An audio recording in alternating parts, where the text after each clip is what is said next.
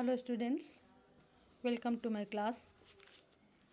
पिछले क्लास में हमने देखा कि भूमि सुधार क्या है और इसके उद्देश्य क्या हैं।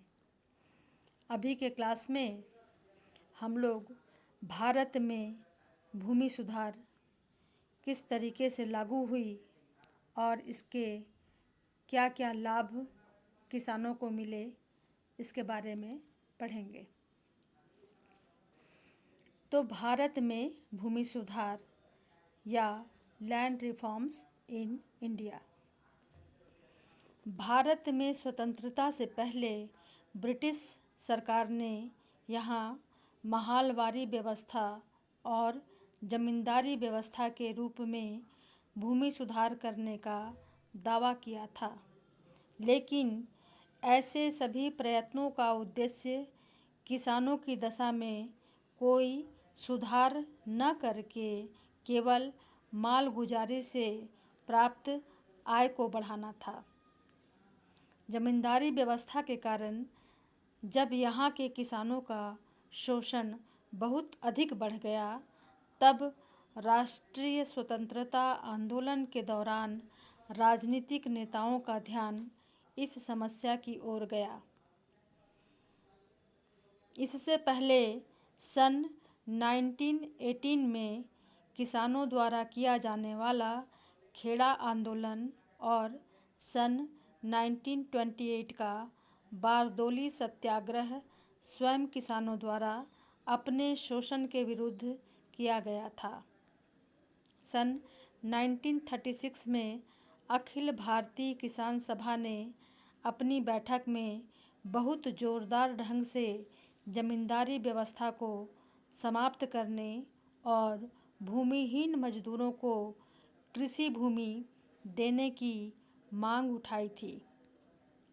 जमींदार और कृषकों के बीच समय समय पर होने वाले संघर्षों के कारण भी भारत के राष्ट्रीय नेताओं का ध्यान भूमि सुधार की ओर बढ़ने लगा।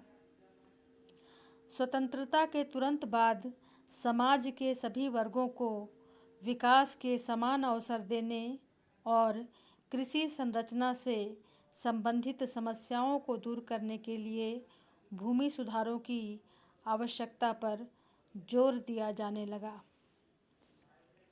सरकार ने विभिन्न कानूनों द्वारा स्वतंत्रता के बाद भूमि सुधार के व्यापक प्रयत्न करना आरंभ कर दिए, जिनमें ये प्रयत्न मुख्य हैं। पहला है जमींदारी उन्मूलन।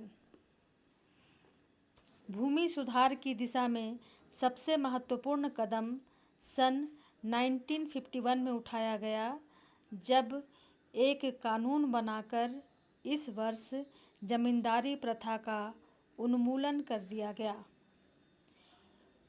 इसके द्वारा देश के सभी हिस्सों में जमींदारों, तालुकेदारों और जागीरदारों जैसे बिचौलियों के अधिकार समाप्त कर दिए गए।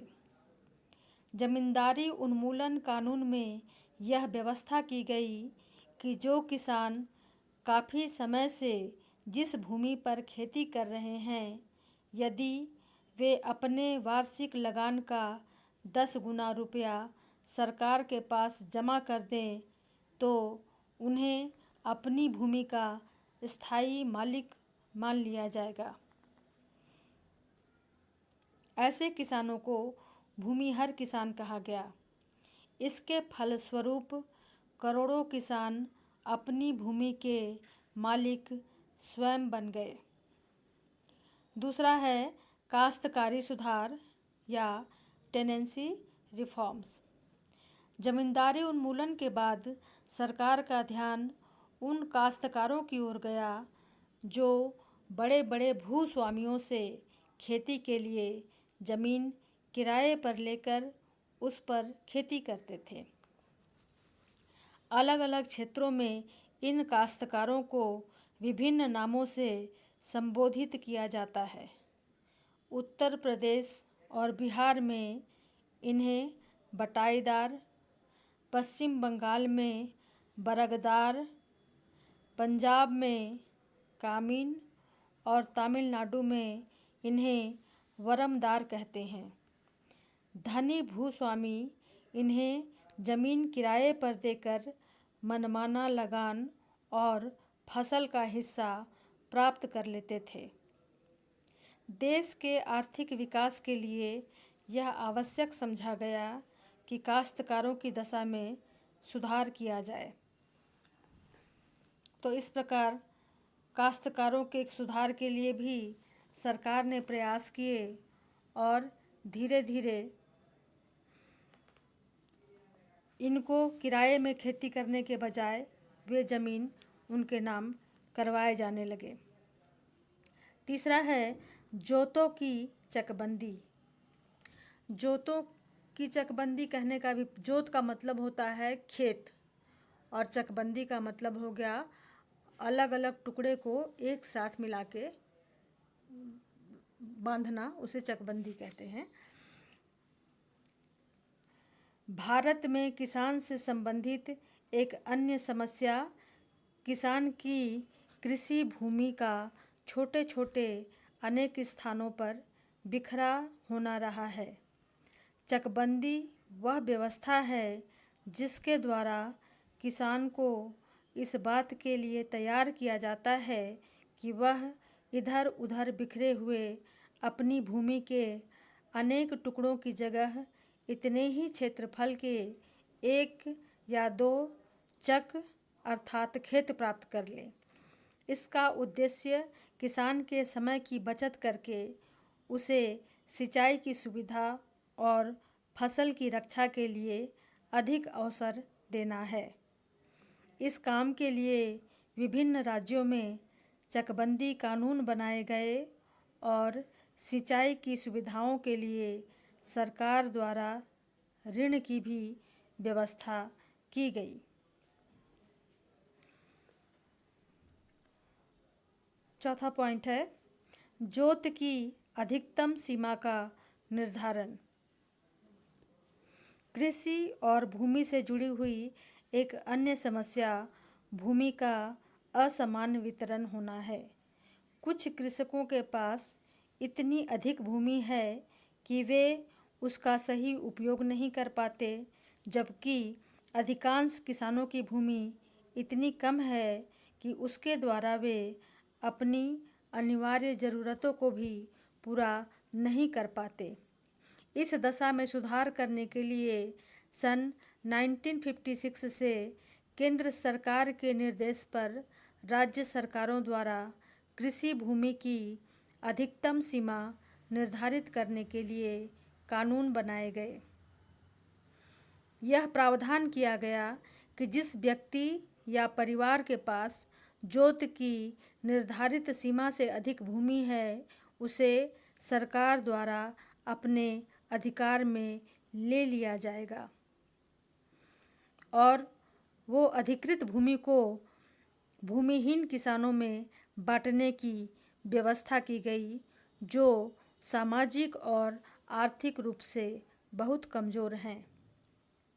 भूमि सुधार की दिशा में यह एक बहुत बड़ा कदम था। अगला पॉइंट है भूमि रिकॉर्ड की व्यवस्था।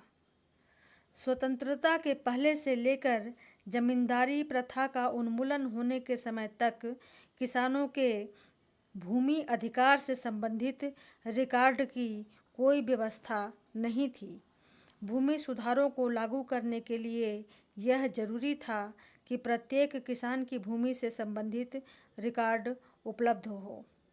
इसके फलस्वरूप किसानों को भूमि हर का अधिकार देने के साथ उनके विभिन्न खेतों की माप से संबंधित नए अभिलेख तैयार करके उन्हें तहसील कार्यालयों में सुरक्षित रखने की व्यवस्था की गई। अब भूमि से संबंधित दस्तावेजों की जानकारी कंप्यूटर द्वारा तैयार की जा रही है, जिससे भूमि से संबंधित विभिन्न समस्याओं का समाधान किया जा सके। भूमि सुधार के उपर्युक्त प्रयत्नों से विभिन्न राज्यों को मिलने वाले लाभ की सीमा एक दूसरे से काफ़ी भिन्न रही। इसके बाद भी तुलनात्मक रूप से इन सुधारों के फलस्वरूप पश्चिम बंगाल, पंजाब और हरियाणा राज्य भूमि सुधार की दिशा में अधिक सफल राज्य कहे जा सकते हैं। तो ये था भारत में भूमि सुधार। और अब ये हम देखते हैं कि भूमि सुधारों द्वारा भारत में क्या क्या परिवर्तन उत्पन्न हुए।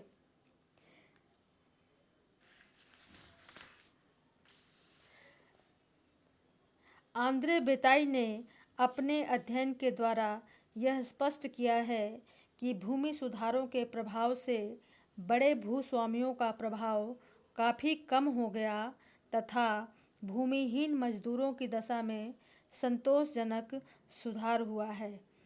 भूमि सुधार से संबंधित कुछ प्रमुख परिवर्तन की चर्चा हम करने जा रहे हैं। पहला है जमींदारी, तालुकेदारी और जागीरदारी समाप्त होने एवं दूसरी तरह के बिचौलियों का प्रभाव बहुत कम हो जाने से किसानों के शोषण में बहुत कमी हुई है। अब कृषक अपनी भूमि के स्वयं स्वामी हैं और वे भूमि का उपयोग किसी भी तरह करने के लिए स्वतंत्र हैं। दूसरा है ग्रामीण समुदाय में अब एक नए मध्यम वर्ग का भी उदय हुआ है।